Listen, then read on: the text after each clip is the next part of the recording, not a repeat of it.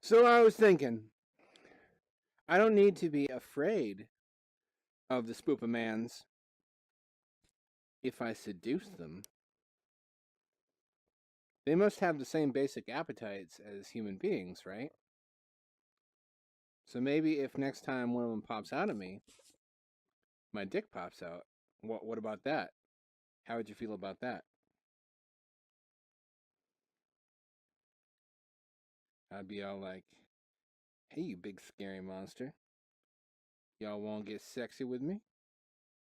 You won't get sexy with all this? Ooh, ooh, tweak my big nipples. I'm kind of egotistically assuming it would say yes, though. What if you get shut down by a monster?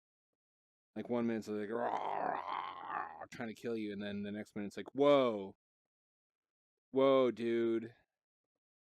There are boundaries. I don't know you. I just work in this dungeon. I'm 400 years old. I don't chase after every good-looking piece of ass anymore. I'd want to get to know you. I want to find out the content of your character. Don't just come at me with your fucking nipples out, buddy. But that's just that specific demon. Probably I would find some takers. Hopefully not that giant four-legged one. I don't want none of that. I like how I make a fist or a pointing finger when I rush forward. Like I'm about to do a epic cancho. Or fist somebody's asshole at the speed of fucking light. Fisting at the speed of light, I'm gonna make a supersonic man out of you.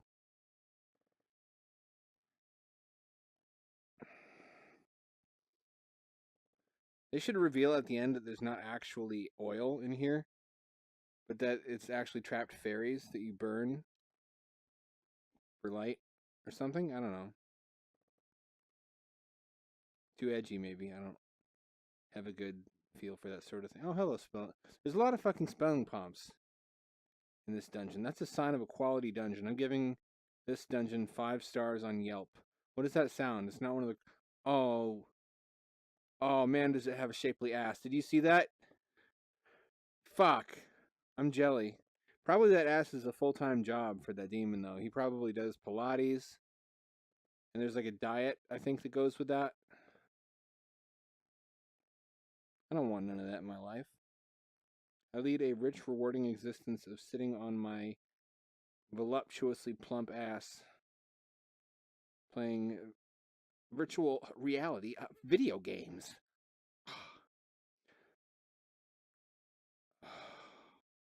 It's a damn lie. My ass isn't plump. I'm not a skelly man myself either. I'm pretty much average. I don't know how that happened. Like when fatties say that being fat is just down to genetics, I don't really believe that, but at the same time I don't think it's totally false because I have never really paid attention to what I eat. And my weight has fluctuated very slightly, but I've always been basically the same shape. I don't know. I think genetics is a part of it. I just think that they take advantage of that to say that it's fat is genetic, totally genetic for every person. Because that means that they can't help eating a panini made out of 2 paninis that they've sandwiched together and put fillings in. Ah! You motherfucker! How do you fucking like... Oh!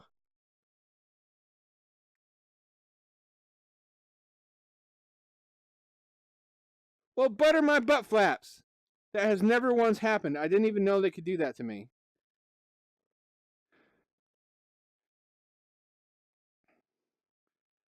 I will consider myself served. Can I defend myself? Can I... I tried to fucking poke him in the urethra. Maybe he doesn't have one. Everybody demands payment. That doesn't mean you're gonna fucking get paid. Why did I wake you? What? Speak. Well, you want a rap battle? You want a rap battle? You don't want none of this. You don't want none of this flow. You understand? Yeah, you fucking narrowly escaped. You dodged a bullet today. About to go on a lyrical rampage. I'm not gonna fuck with those shadows anymore. Round shadows never relax.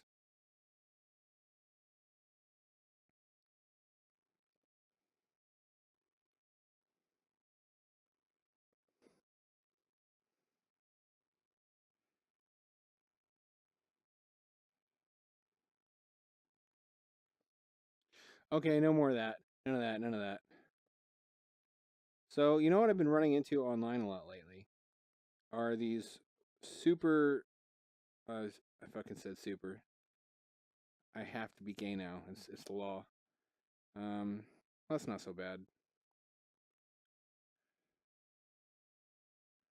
Probably dress better. Huh? Don't come in here. Don't come in here! I'm getting undressed! I heard something out there. I don't know if it's even recording the audio. I don't know why that doesn't work.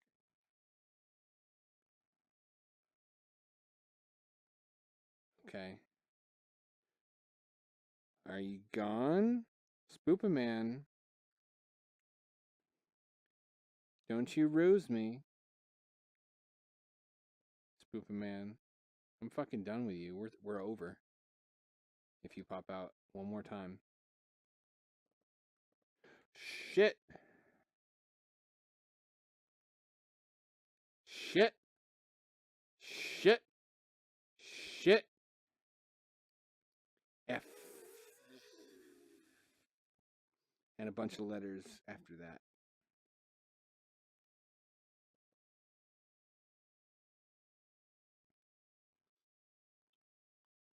What if those aren't lockpicks? What if that's like a dental kit and this is a British dungeon?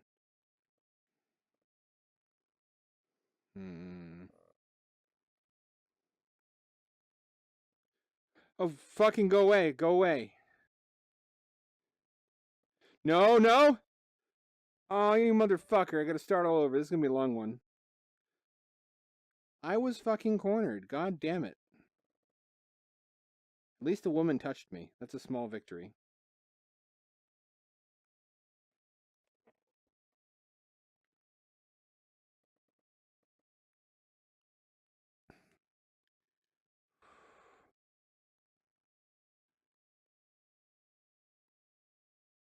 Let's see.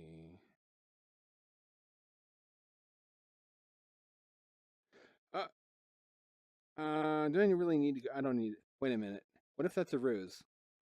I can always close it if there's something in here. And my wrist is getting tired. Never thought I'd say that. So yeah, what I've been seeing a lot of are these social justice types, shit posting and doxing and trying to basically ruin the future employment prospects and housing prospects for people who aren't social justice, and a lot of them are legit racist. But just because it's the standard view in society to be opposed to racism doesn't mean I'm going to automatically take that view. I'm the sort of person who decides what is true for myself, and I do not factor in social pressure to believe this or that, which has made me a lot of enemies and accounts for a lot of the suffering in my life. But I think that's a better basis for deciding what's true than just saying what everybody else is saying because you're afraid of losing your job.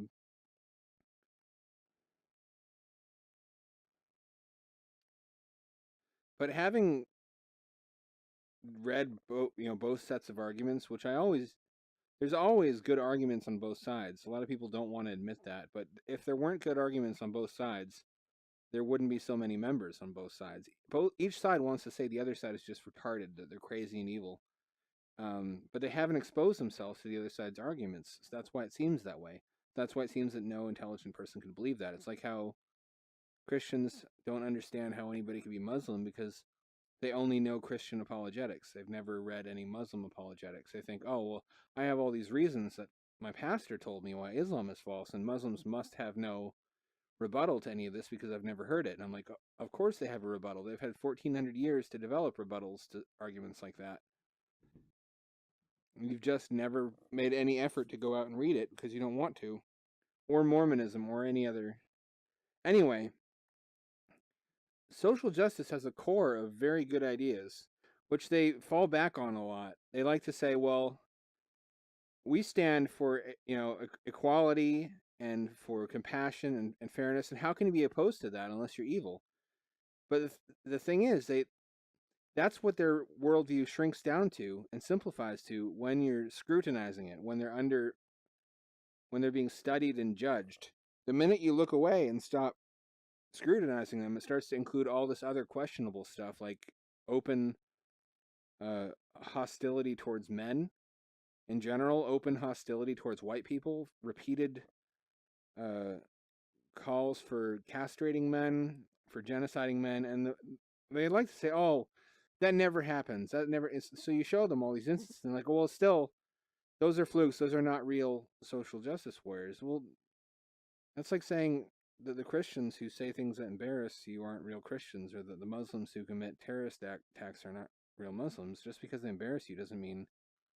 I think every adherent of any ideology likes to believe they're the gold standard, that they represent their ideology better than anybody else, and that their particular interpretation of it is the de facto one. It's like how the Democratic People's Republic of North Korea is not actually a Democratic People's Republic, despite being called that. It entails, in fact, many things that are not democratic or elements of a republic. But there are moderates in that group, and I find them agreeable. I agree with them on many different things. That's actually not what agreeable means, but you know what I'm getting at. It's just that what I don't like is that they sweep the extremists under the rug and pretend they either don't exist or are much less numerous and influential than they actually are. The other side, the alt-right, they have much more, obvious and conventional reasons to dislike them. It's pretty clear where they stand and what they're after, and it's not good. But in the course of defending and trying to legitimize bad goals, they have come up with some incidentally good arguments about how it has become legitimate to dehumanize people of one race in particular, and how most of the college students in the country believe that Americans invented slavery just because that's the only slave trade they're ever taught about, even though there are slave trades going on in the world today still, just in countries that are sensitive politically, that are not kosher, okay right now to talk shit about. But having studied their arguments and having thought about this for myself, racism still seems retarded to me. And it seems retarded to me because besides the obvious moral factor that you're not acknowledging the humanity of somebody, and that we're way more similar than different, and we only pick out those differences because of how similar we are, like how brothers hate each other so much because similarity breeds contempt. It's poor resource utilization. You have a population of 7 billion humans, and you mean to tell me that you can't find a constructive role for like 4/5 of them? Maybe 3/4. I don't know the exact numbers. I don't believe that. I believe some people don't want there to be room in the world for, other races. Usually there's some kind of really petty reasoning behind it too. Like, I looked into Northwest Front, which was this white nationalist movement to move all the white nationalists to Oregon, my home state. And of course, that's fucking extremely relevant. Relevant to me because that's my state. I don't fucking want them coming here. And I found out the guy who founded this movement, he tells the story about how black students ganged up on him and beat him for no reason, but he was heroic and fought back. The actual school records, this incident did happen, but not the way he said. After an investigation it turned out that he called them, a slur. Then they beat him up, and he just curled up and pissed himself. And it was that humiliation which provided the strong motivation for him to go out and found this whole movement. And they all seem to have a story like that. You got to read between the lines because they're not going to usually tell it how it happened, but they had a humiliating experience with somebody of another race, and because they were young and fragile at that stage of their lives, it felt way more traumatic than it would have as an adult, and they way overreacted to it. And that fear and feeling of humiliation and hatred and desire for revenge became like a formative part of their developing psyche, of their worldview. They like built a whole pathetic, elaborate revenge fantasy worldview around that feeling, where they're not some loser who dwells on past suffering too much. They're a Knights Templar who's going on a crusade against the mud races, Deus Vult, and their fucking stupid ass bucket head cosplays. And I can see that about them. I don't understand.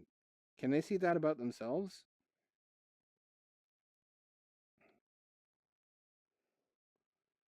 The thing is, if you have a nuanced view like this, where you see some merit, some amount of merit in both sides hate you.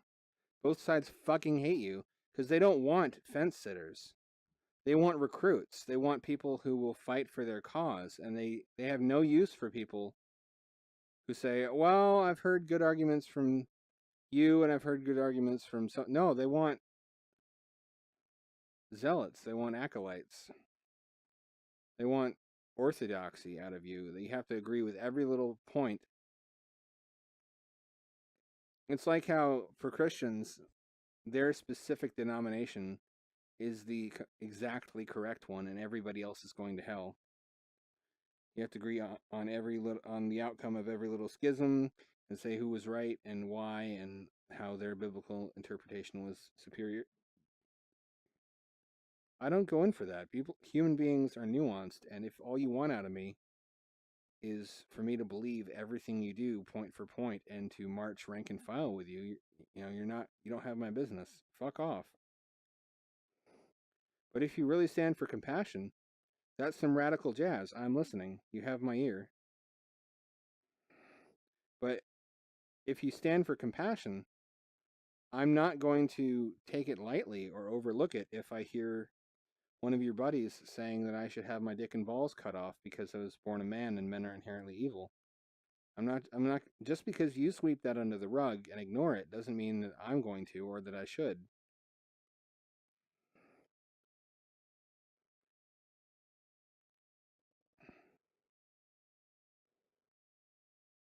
The other thing I've been seeing a lot is if you are opposed to Islam in any way, the immediate assumption is that you are a racist conservative Christian.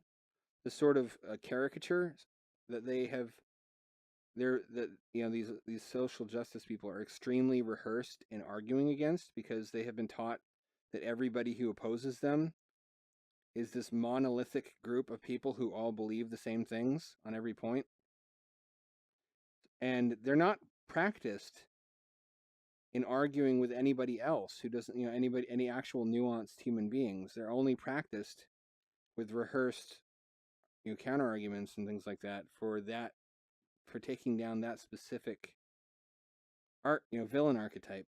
So they have to make you into that character, whether you are or not.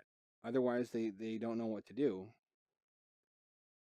So you will often see them wedging you into that box just so that they know what to say. And,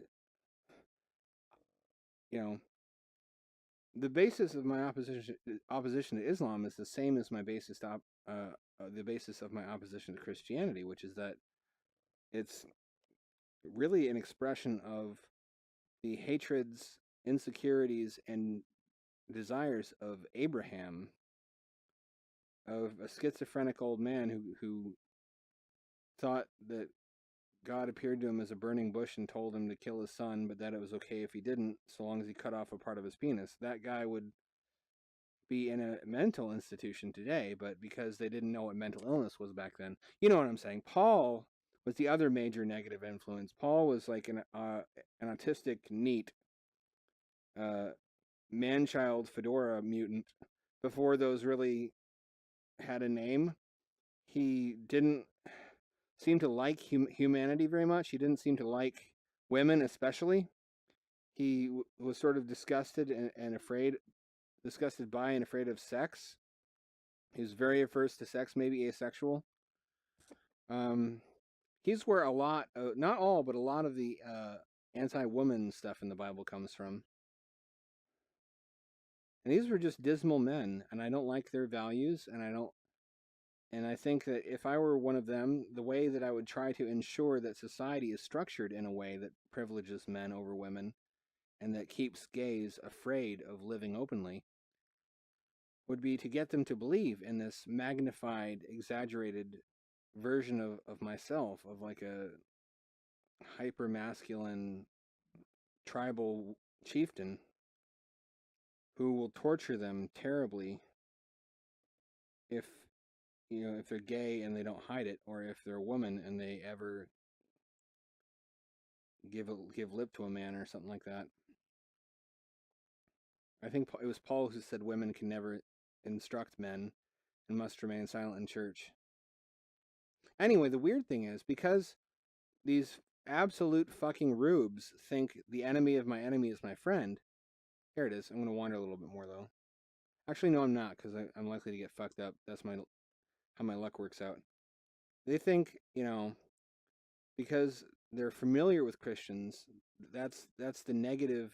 That's the form of Abrahamic religion they have the most direct experience with. That's what they have the most firsthand strong emotions about. So that's what they want to destroy. That's what they really hate. They don't really have those feelings about Islam because they've probably never lived around large numbers of Muslims. Otherwise, they would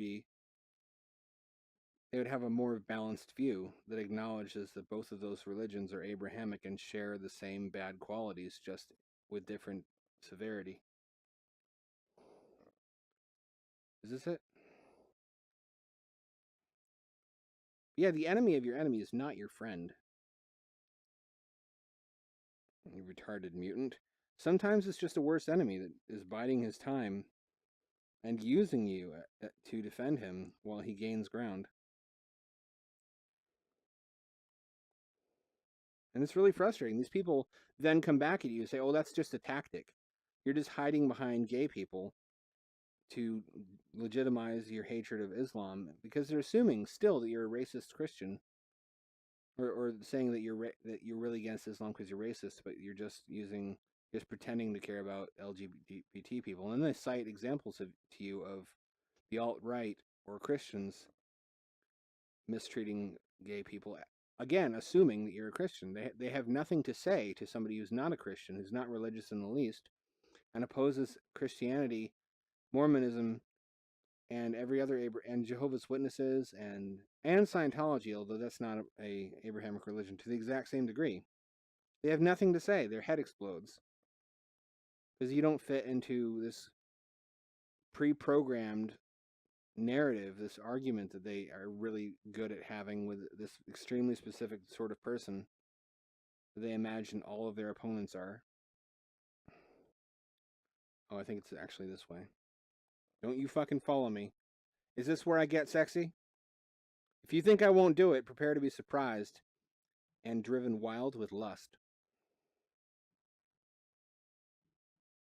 But I gotta say, I don't want these people to become the standard bearers of opposition to racism, because it's going to make it really nauseating to share any ideological ground with them.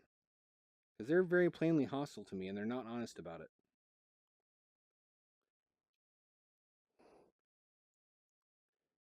They're not honest about a lot of things. They're not honest about the fact that their ideology does, for many, many members, include inherently anti-male and racist against whites